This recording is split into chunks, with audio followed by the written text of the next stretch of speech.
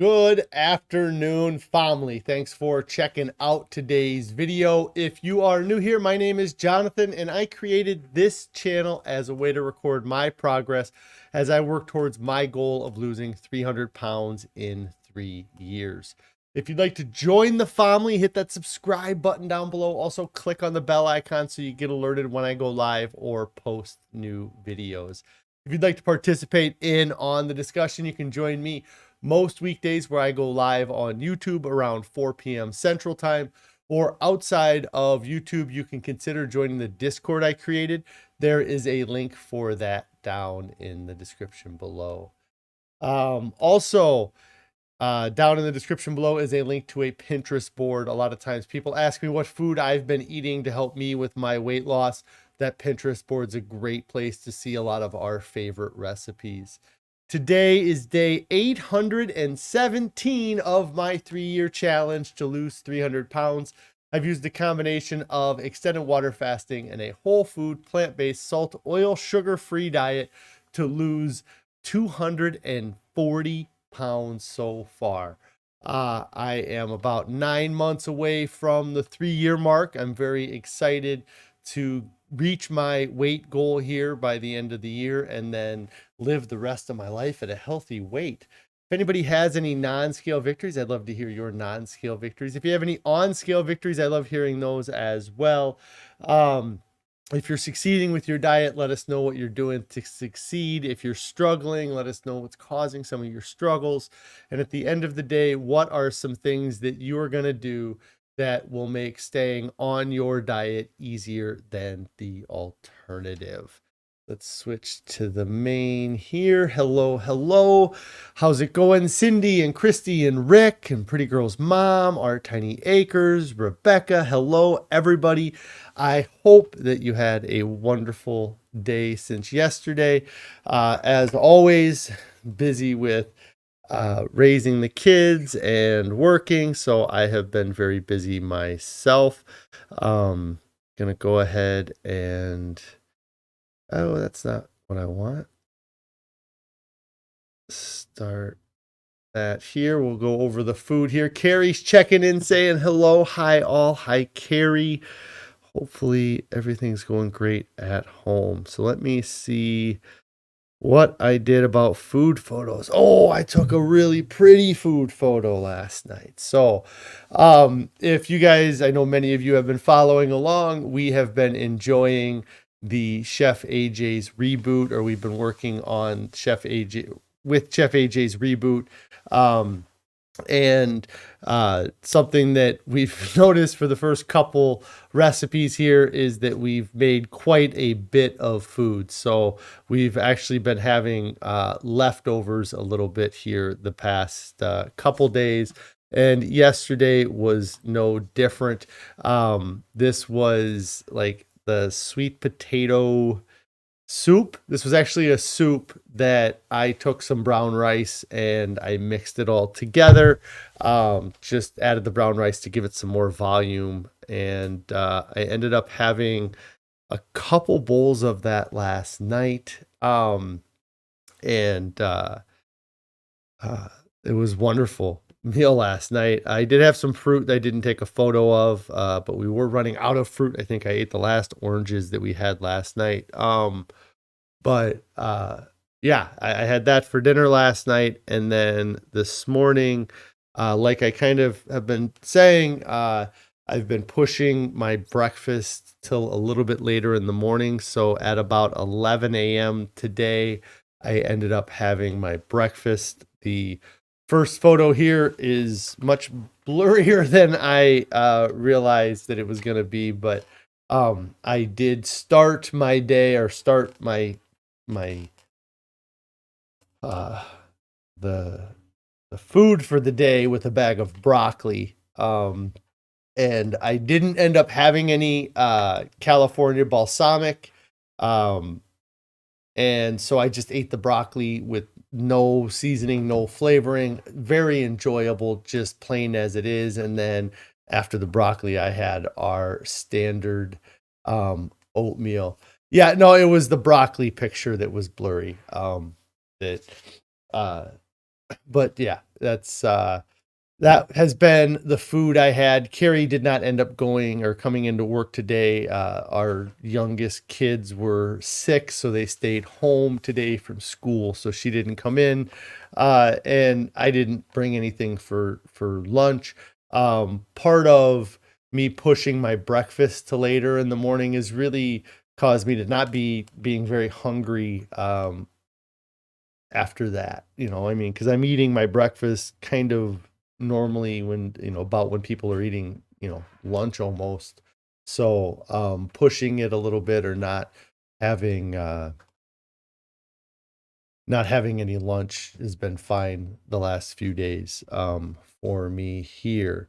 So let's see. Our Tiny Acre says here, your struggle lately is trying to get yourself to work out or walk when it's cold outside. Yeah, I understand that completely, especially when it one day it's really nice and it's like, oh, this is great. I'm going to go outside and it's wonderful. And the next day it's negative 10 degrees outside. And you made all these plans when it was nice outside to go do more activity outside the next day, and then the weather doesn't allow for it. I think that you got to just try to get the activity in when you can get it in. And this time of year, with the weather being that way that it makes it hard to get out and work out, sticking to the diet and being on point with the diet, it makes that even more important this time of year to be doing your diet right, so that you are, you're not gaining weight during this time of year. And even if you're not losing weight, if you can at least maintain the weight loss that you've already lost so far, or not. For me, that's a big thing, because I was always either gaining or losing. It was never maintaining. And with this way of eating, it's helped me kind of learn to maintain, or learn that by eating this way and eating healthy, I will maintain the weight loss that I've already seen. So, but do your best to get outside, be active. If you can do some things inside, I know there's a lot of great workout things, videos on YouTube, if you're into yoga or into doing anything at home. You can do some working out at home, but try to focus, when you can't have those other external things to help you, like going to the gym, then focusing on your diet, I think is even more important this time of year. So, so the food here, so I'm got a little bit of a time crunch. I got some time, but I can't go on and on today. One of the things, or one of the topics that I was going to talk about today, was the myth of moderation. It's something that many of you I know have read the Pleasure Trap book, but that is a big part of the getting past your old way of eating, or your old mentality towards dieting. Because the number of times that I've been on a diet in the past, and I allowed that idea that, oh, it's just a little bit, and thinking that just having a little bit of something bad isn't going to hurt me. That mentality absolutely hurt me over the years. It got me to the point where I was over 500 pounds and I was in horrible health, because, when we think about moderation, there's so many things in life that it can apply to, but when it comes to our food and our diet, it just doesn't hold up, and we've learned throughout our lives that, that we had this idea that if we focus on one thing too much, we'll ignore the other aspects of our life that demand our attention, and then we'll have negative outcomes in those areas that we are ignoring.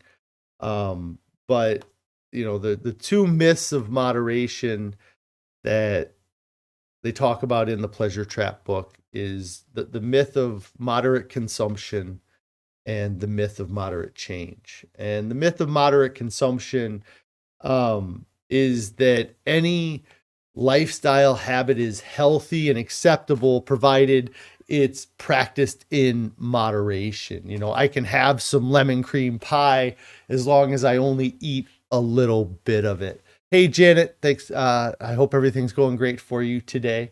And, you know, like I said, we've learned through our experiences that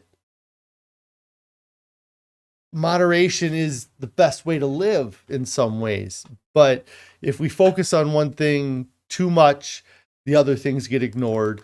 And, you know, outside of diet extreme, I'm sorry, I'm kind of reading notes here and I lost my point. Yeah, you know, I mean, the myth of moderate consumption, the idea that it's okay to have a little bit, it allows you to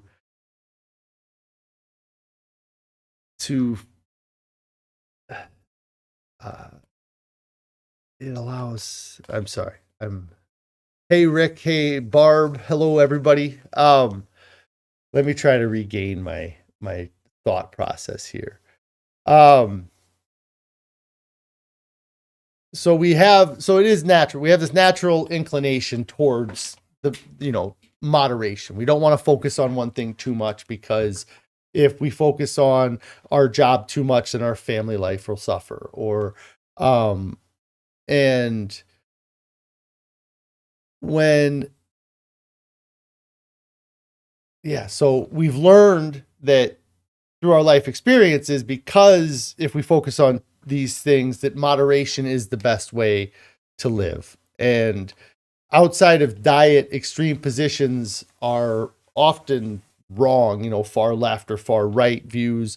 So moderation limits your exposure. By being moderate or being in the middle, you don't have to, you know, you don't suffer, you don't have to worry. But, you know, we're naturally resistant and suspicious of radical changes or calls for radical change. And radical change, no matter what the evidence seems wrong, but we can't trust that with our dietary choices, because we aren't in a natural dietary world. We can't trust our natural instincts because we don't live in a natural dietary world. When we've had enough sleep or enough water, we know it. But when we've had, you know, when we eat food with all these added stimulants that aren't found in the wild, our body doesn't know what to do with it. You know, the modern food that we see had the fiber removed and it was fortified with these other minerals and other things like calcium. And what you have to understand is that with the materials that we do not have in nature, we don't have a natural and healthy relationship with them. You know, we don't, the appropriate level for these non-natural things is none. And let's see, Colleen says, well, every time I'm here, you look thinner and thinner. Such amazing progress. Thanks so much. Yes, I shaved my beard this week, and I think that helped make me look a little bit thinner. But we have to. Cindy here says that I think the term moderation can mean different amounts for everyone. Yes, that's another issue with the word moderation too, is that when I say I'm going to be moderate in my consumption of cream pie, that might be one slice of cream pie. Whereas the person next to me, their idea of moderate consumption is half the pie. You know, I probably would have been the other way around. Mine would have been half the pie and most people's would have been one piece of pie. But yeah. And so, you know, and let's see. Colleen here says that our environment is the issue for sure. Colleen says, I always like to think back to the Castaway film. That's how we were meant to live. Sort of, yeah, in a way. Um, that's, like people get presented with the idea of, if you were on a desert island, would you eat an animal? And it's like, well, if the animal's surviving, it's eating something. So I'd eat everything the animal ate. And then, and anyways, so yeah, we would eat the fruit and the vegetation around us. But yeah, so I guess what you have to understand is with materials that we don't have in nature and that aren't natural, there's no healthy amount of them in our body, and the position seems extreme. And if you mess up, you're only going to see minor issues. It's not like, but it's a little bit of something bad, it's only, only a little bit of coffee, it's only a little bit toxic, it only, increases, your blood pressure, or only has a little bit of effect. So it's, why did I have coffee? I don't know why I had coffee, but if I eat a little bit of red meat, or if I eat a little bit of a processed food, it's only going to raise my blood pressure a little bit. But, so it's only responsible for a little bit of my increased risk of stroke. But then but there's a little bit of risk of increased stroke now because of it. Whereas if I didn't have it, there wouldn't be that little bit of risk of stroke. A little bit of refined flour creates a little bit of excess body fat. Then it's only a little bit of an increase of all-cause mortality, because it's shown that people that are overweight are generally more likely to die. And so by having that food, it's only putting a little bit of weight on you, but it's only, it's causing you to be a little bit closer to death. And we can have these things and we can survive, but it doesn't mean that it's okay in moderation. You got to look at what is your optimal health? What's the maximum possible health for you? And it's only attainable through optimally healthy behavior. Any deviation from that, you will have less than optimal results. It's an opportunity cost. We talked about this in business class when I was in college. You have to look at, I get that little bit of pleasure by eating that fast food meal, but I also cost myself a little bit of time on the end of my life. I also risk my chance of death by a little bit. And so you have to look at, if your goal is to be at your optimal health, then you need to be making the optimal choices to reach that. And, with regard to diet, this optimal behavior does have the appearance of being extreme, but how much alcohol would you recommend to an alcoholic?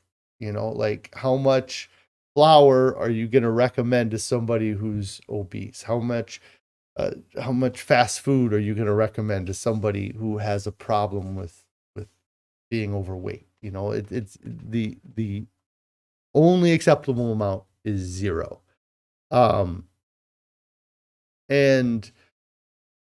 a big part of my success here is that idea that there is no acceptable amount of a non-dietary food that's okay. That there's, that abstinence is really the key to it, and anytime people think of abstinence, they think of it in a sexual manner, but really abstinence is just abstaining or staying away from anything. And I find that abstinence from unhealthy foods is so much easier than trying to do any amount of moderation. And I've had it happen within this diet that I've done in the last 800 days here, that I had made poor dietary choices that they weren't the choices that were going to give me the optimal results.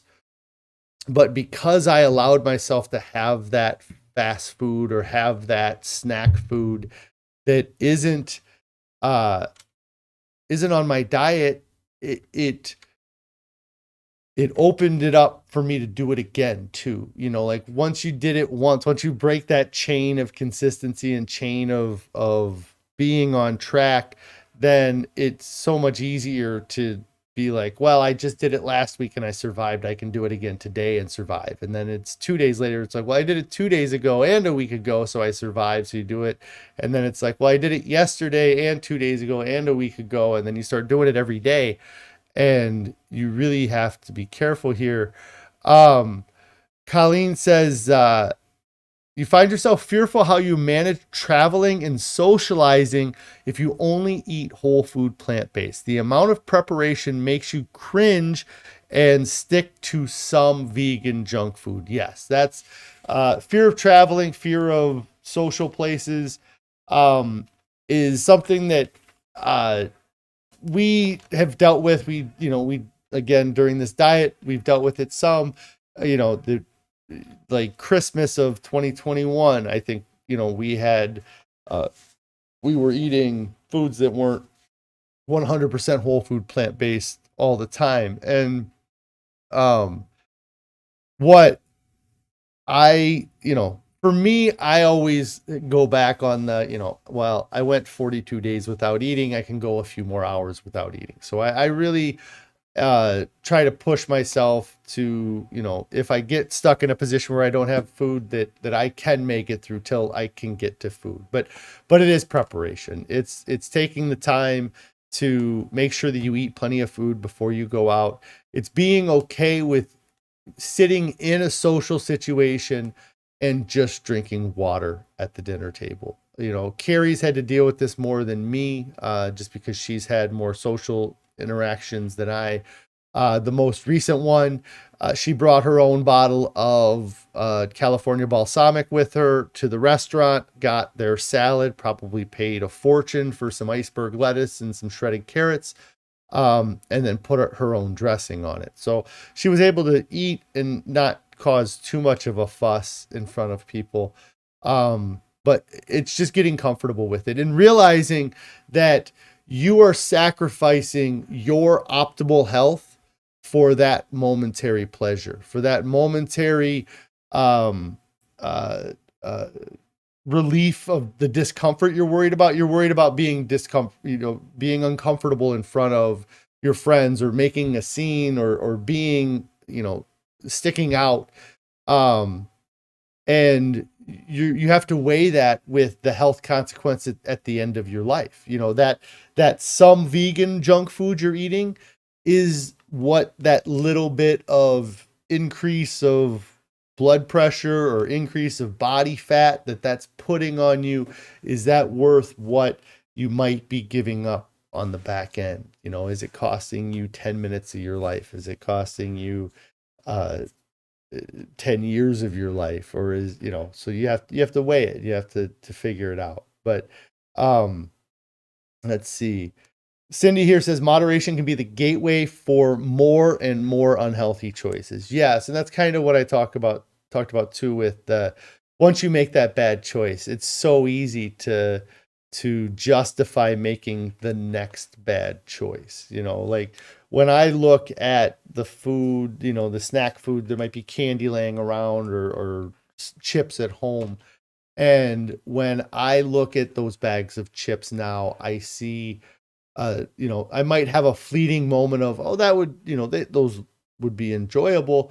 But what overtakes my mind is that, it's been 3-4 months since I've had a snack that's completely off diet. Like I've got this chain going now that I'm really happy that I got it going on. And my goal is to get, past that 11-month mark, kind of where I got when I started this diet. I went about 11 months where I was dead set on the diet, didn't have any deviation.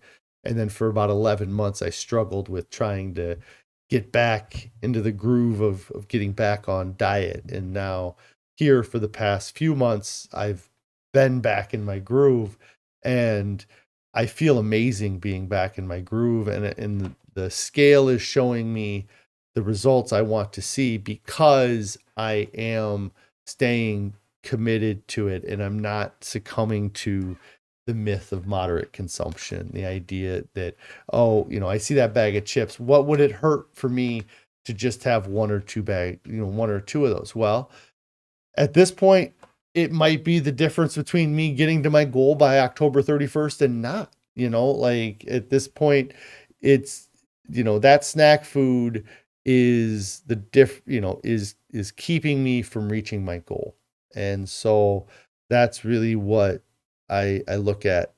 I look at how how many days I have under my belt or how long I've been able to stay consistently away from it. It gets easier the further away from it you get, as any loss in life, it sucks right away, but over time you get used to it. And so, if you have to say, goodbye to the vegan junk foods or the candies or the snacks, it's something that is important to do if you want to reach your goal. If you're okay with where you're at, then it's fine. But if your goal is to reach optimal health, then every choice you make needs to be towards optimal health, because any choice that you make that isn't towards your optimal health becomes that your goal then, or the closest you can get is suboptimal.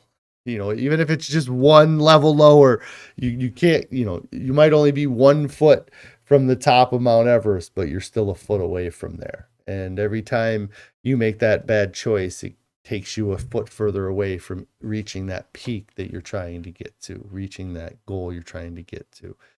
So the myth of moderate consumption is something that I believe most industries, most food companies, they don't want you to believe it. They don't want you to think that it exists. They want you to believe that you can have a little bit of their junk food and it'll be okay. But it really isn't. There's no place in your diet for unnatural food. We evolved eating fruits and vegetables and nuts and seeds and legumes, and that's what you should be feeding your body, not chemicals, not processed foods that have all of the fiber ripped from them, all of the nutritional value, changed and things like that. So the other myth that you need to pay attention to, or the other myth that they talk about in the Pleasure Trap book, is the myth of moderate change. And this is for those people that are looking to get started on a diet or get going. And the myth of moderate change is the idea that you can start with moderate change and you can slowly build to greater success. And there may be people out there that this works for. And there's lots of examples of people who have made the moderate change to get to where they need to. But what I guess I have to say about the idea of the myth of moderate change is, one, that it's failed far more times than it's ever succeeded. The number of times people have said, oh, I'm going to start eating healthier food. I'm going to eat salad before my dinner, and then that'll cause me to eat less of my dinner. And then eventually I'll just start eating salad all the time. You might do that a couple times, but it doesn't last. It doesn't sustain. That change doesn't happen because you are still allowing these super highly dopamine inducing foods into your diet. You're allowing these foods that you can't. Healthy food tastes amazing. And I love all of the food that I eat, but it cannot compete with engineered food. The natural food will never taste like engineered food does, because they've spent millions and millions of dollars figuring out how to make it taste better than the natural food.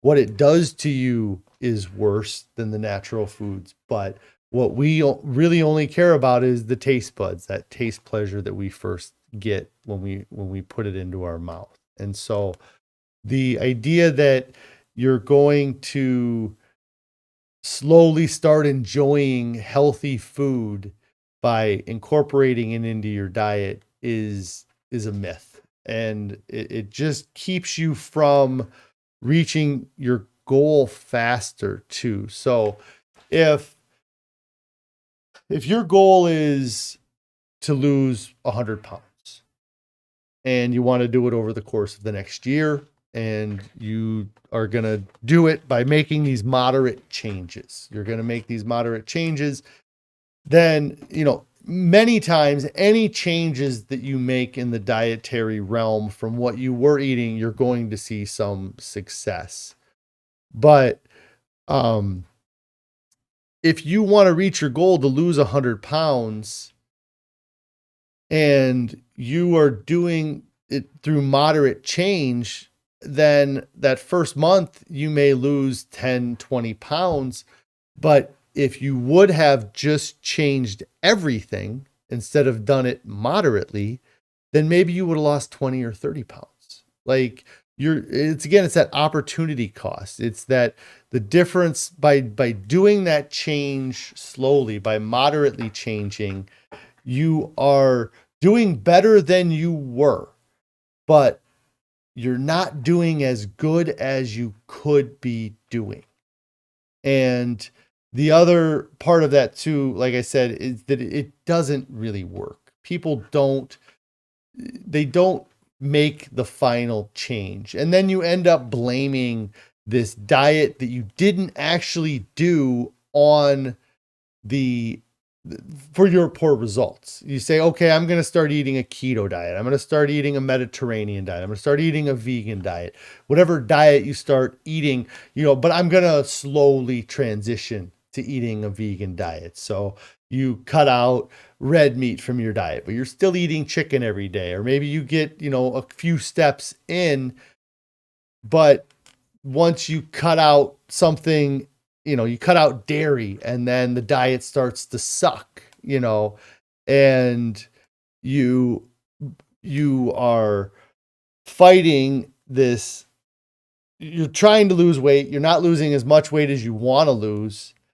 But you're not actually giving the diet a shot. And so when you change 3 of the 10 things you need to change, or 9 of the 10 things you need to change, and after 3 weeks, you're not seeing the results, or it's tougher than you thought it was going to be, that you just give up, and then you say, oh, well, that diet didn't work for me. And it's like, well, you didn't actually do that diet. You did your version of trying to ease into that diet, but you didn't really give that diet a chance. And for me, anytime that I've actually seen success, weight loss success, or dietary success, it's been when I've made huge changes in my life. It's never been when I was like, oh, I'm going to start eating less fast food. It's been when I've been like, all right, no more fast food. It's been when I'm going to hit the gym this number of times a day. I'm going to make these huge changes in my life. I'm not eating this anymore. I'm not, that's when I've seen the big changes in my diet. And so if you want to see big changes, you have to make big changes, and that's a big part of it. So but like I said, I don't have a ton of time today, so I am going to have to get out of here. If you have not read the Pleasure Trap book, I would recommend reading the book, The Pleasure Trap. They go in depth with the myth of moderation, the myth of moderate consumption, the myth of moderate change. And I highly recommend the book. But I am going to get out of here today. Fridays are a flip of the coin of whether or not I go live or not. So I'm not sure if I'll be live tomorrow or not. Tonight, I have to get out of here and go do some physical therapy with my arm. I have to have my therapist tell me, oh, yeah, you shouldn't be moving your arm. And I'll be like, okay, I'll keep not moving my arm. And so, um, yeah, I hope to be live tomorrow, but if not, you guys all have a great evening, great weekend. And if you haven't subscribed to the channel, get subscribed to my channel. If you haven't clicked on the bell icon, click on the bell icon so you get alerted when I go live or post new videos. If you have not liked this video, comment it down below. Make sure you do that. What is your dietary myth that you've learned during your weight loss? And last but not least, if you've not started your diet yet, get started right now, today. Clean out your pantry, go fill it with some fresh fruits and vegetables. There's nobody that reaches their goals and looks back and says, I wish I would have waited. Everybody wishes they would have started sooner. So, Pretty Girl's Mom, I didn't say if I was going to be on or not. I'm not sure. I'm going to hope to be on tomorrow, but Fridays are tough because things come up. So you'll know tomorrow, I guess. So you all have a great evening.